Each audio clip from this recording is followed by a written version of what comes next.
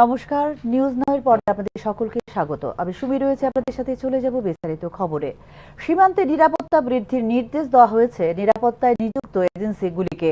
এক্ষেত্রে কেন্দ্রীয় সরকারের নির্দেশিকা অনুযায়ী চলছে ত্রিপুরা সরকার, শনিবার জানিয়েছেন মুখ্যমন্ত্রী ডক্টর মানিক সাহা। সীমান্ত এবং রাজ্যের আভ্যন্তরীণ নিরাপত্তা নিয়ে বিভিন্ন নিরাপত্তা এজেন্সি এবং গোয়েন্দা বাহিনীর আধিকারিকদের নিয়ে ইতিমধ্যে বৈঠক করেছেন মুখ্যমন্ত্রী ডক্টর মানিক সাহা। শনিবার বৈঠকের প্রেক্ষাপট নিয়ে এক প্রশ্নের জবাবে ত্রিপুরা বাংলাদেশ সীমান্তে নিরাপত্তা বৃদ্ধির নির্দেশ দেওয়া হয়েছে নিরাপত্তায় নিযুক্ত এজেন্সিগুলিকে। এক্ষেত্রে কেন্দ্রীয় সরকারের নির্দেশিকা অনুযায়ী চলছে ত্রিপুরা সরকার বলে জানিয়েছেন মুখ্যমন্ত্রী ডক্টর মানিক সাহা। फॉर्मली लोग आए थे तो पूरा मैंने कोऑर्डिनेशन के लिए मैंने इन लोगों को बताया कि पूरा बॉर्डर जो है थोड़ा सा मैंने ठीक ठाक से बंदोबस्त रहे, यही बस इतना ही सर। दूसरे स्टेट में जो एयरपोर्ट है वो बंद किया गया है, हमारे यहाँ इस तरह का कोई सिचुएशन है क्या? और दूसरी जो है सिक्योरिटी अलर्टमेंट किया गया है क्या, इसके बारे में? नहीं देखिए, हर चीज़ के मामले में केंद्रीय सरकार माननीय प्रधानमंत्री जी के निर्देश के अनुसार हमारे डिफेंस मिनिस्टर से शुरू करके फिर हमारे एक्सटर्नल मिनिस्टर से शुरू करके सभी ने पूरा किस तरह क्या करना है, पूरा डू और डोंट, ये पूरा हम लोग को निर्देश क्या यहाँ मिलता रहता है। उसी हिसाब से काम चल रहा है। कहाँ एयरपोर्ट बंद रहेगा, कैसे सुरक्षा होना चाहिए, लेकिन हमारे तरफ से बहुत त्रिपुरा में जो है सब उस हिसाब से तैयार है, कोई दिक्कत नहीं होती। कोई थ्रेट की विषय नहीं है। थ्रेट तो हम कैसे, थ्रेट तो हो ही सकता है, लेकिन हम तैयार है कि नहीं, दिस वेरी इम्पोर्टेंट। উল্লেখ করা যেতে পারে, নিজের সরকারি বাসভবনে বিভিন্ন সুরক্ষা বাহিনীর সাথে রুদ্ধদ্বার বৈঠক করেন মুখ্যমন্ত্রী ডক্টর মানিক সাহা। ভারত বাংলাদেশ সীমান্তে আরো বেশি নজরদারি চালানোর জন্য নির্দেশ দেওয়া হয়েছে এই বৈঠকে। BSF, Assam rifles, Tripura police ও টিএসআর, অন্যান্য বাহিনীর আধিকারিক সহ গোয়েন্দা শাখার শীর্ষ আধিকারিকরা উপস্থিত ছিলেন এই বৈঠকে। ভারত ও পাকিস্তানের মধ্যে ক্রমবর্ধমান উত্তেজনার মধ্যে ত্রিপুরার মুখ্যমন্ত্রী ডক্টর মানিক সাহার এই উচ্চ পর্যায়ের বৈঠক যথেষ্ট গুরুত্বপূর্ণ বলেই মনে করছেন সংশ্লিষ্ট তথ্যভিজ্ঞ মহল।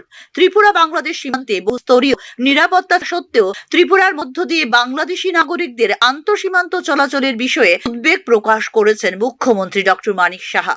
আলোচনায় বাংলাদেশের মৌলবাদী গোষ্ঠী এবং তাদের ভারত বিরোধী অপারেটিভদের কার্যকলাপের উপরও জোর দিয়েছেন মুখ্যমন্ত্রী। ইতিমধ্যে রেলওয়ে স্টেশন এবং বিমানবন্দর সহ রাজ্যের সমস্ত প্রবেশ পথে নজরদারি জোরদার করার জন্য ত্রিপুরা পুলিশ এবং অন্যান্য নিরাপত্তা সংস্থাগুলিকে নির্দেশ দিয়েছেন মুখ্যমন্ত্রী ডক্টর মানিক সাহা। নিরাপত্তা সংস্থাগুলি কোনো প্রতিকূল পরিস্থিতির ক্ষেত্রে তাদের প্রস্তুতির বিষয়ে আলাদা ভাবে ব্রিফ করেছেন মুখ্যমন্ত্রীকে। গোটা রাজ্যে চিহ্নিত নিরাপত্তা বাহিনী গোয়েন্দা কর্মীদের মোতায়েন বৃদ্ধি করা হয়েছে বলে মুখ্যমন্ত্রী জানিয়েছেন রাজ্য পুলিশের মহা নির্দেশক। Bureau report, news now. পাকিস্তানের সঙ্গে উত্তেজনা বৃদ্ধির সুযোগে রাজ্যের স্থানীয় বাজারগুলিতে আচমকায় পণ্যমূল্য বৃদ্ধি করে দিয়েছেন এক শ্রেণীর অসাধু ব্যবসায়ী। নিত্য পণ্যের পর্যাপ্ত মজুত থাকা সত্ত্বেও চাল, ডাল, ভোজ্য তেলে প্রতি কুইন্টালে 100 টাকা, আলু, পেঁয়াজের প্রতি কুইন্টালের দাম 200 টাকা বৃদ্ধি করে দিয়েছেন স্থানীয় ব্যবসায়ীরা। নিত্য প্রয়োজনীয় জিনিসপত্রের মূল্য বৃদ্ধি করতে মাঠে নেমে পড়েছে এক শ্রেণীর অসাধু ব্যবসায়ী। বহিরাজ্যের উৎসস্থলে মূল্য বৃদ্ধি সহ নানা মন গড়া অজুহাতে অসহায় মানুষের যথেচ্ছভাবে পকেট কাটতে শুরু করেছে অসাধু পাইকারি ও খুচরো ব্যবসায়ীরা। যদিও নিত্য প্রয়োজনীয় জিনিসপত্র সন্তোষজনকভাবে মজুত রয়েছে, নেই কোনো সংকট। যুদ্ধ পরিস্থিতির সুযোগ নিয়ে আচমকা কোনো নিত্য প্রয়োজনীয় জিনিসপত্রের মূল্য বৃদ্ধি ও এক্ষেত্রে প্রশাসনিক নিষ্ক্রিয়তা নিয়ে প্রশ্ন তুলছে সাধারণ মানুষ।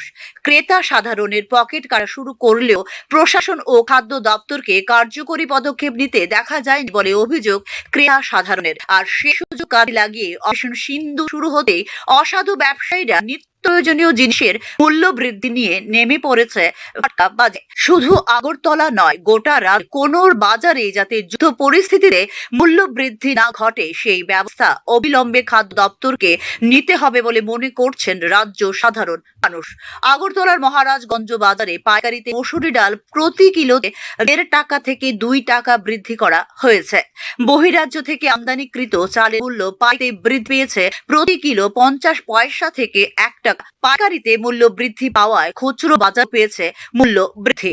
আলুর মূল্য প্রতি কিলোতে 1 টাকা পাইকারি বৃদ্ধি পেয়েছে। এভাবে অবাধে একের পর এক নিত্য প্রয়োজনীয় জিনিসপত্রের মূল্য বৃদ্ধি পাচ্ছে আগরতলার পাশাপাশি রাজ্যের সব বাজারগুলিতে।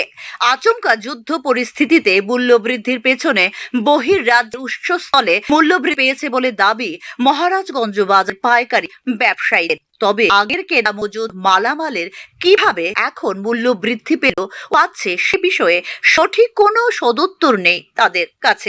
এদিকে পাইকারি ও খুচরো ব্যবসায়ীদের দোকানে মূল্য তালিকা বা বোর্ড প্রকাশ্যে স্পষ্টভাবে টাঙানো নেই। তাতে প্রশাসন ও খাদ্য দপ্তরের নজর কিভাবে এড়িয়ে যাচ্ছে তা নিয়ে প্রশ্ন তুলছেন ক্রেতারা।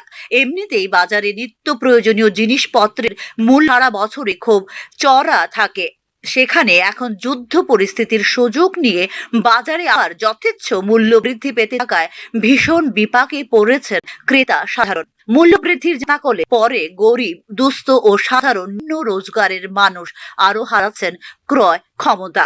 এই পরিস্থিতিতে বাজারের মূল্য বৃদ্ধিতে অবিলম্বে হ্রাস না টানতে পারলে অসন্তোষের মাত্রা বৃদ্ধি পাবে তা আর বলার অপেক্ষা রাখে না। Bureau report, news now. প্রয়াত হলেন করবুক বিধানসভা কেন্দ্রের ভারতীয় জনতা পার্টির প্রাক্তন বিধায়ক বুর্বমোহন ত্রিপুরা। মৃত্যুকালে তার বয়স হয়েছিল 70 বছর। 8 ফেব্রুয়ারি 1955 সালে জন্মগ্রহণ করেছিলেন বুর্বমোহন ত্রিপুরা।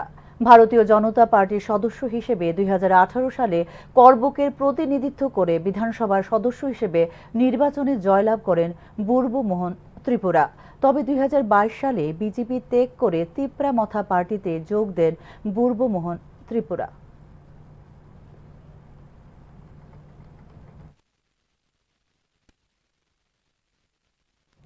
এখনকার মতো সংবাদ এই পর্যন্তই। পরবর্তী সংবাদ দেখতে চোখ রাখুন নিউজ নাওয়ের পর্দায়। নমস্কার।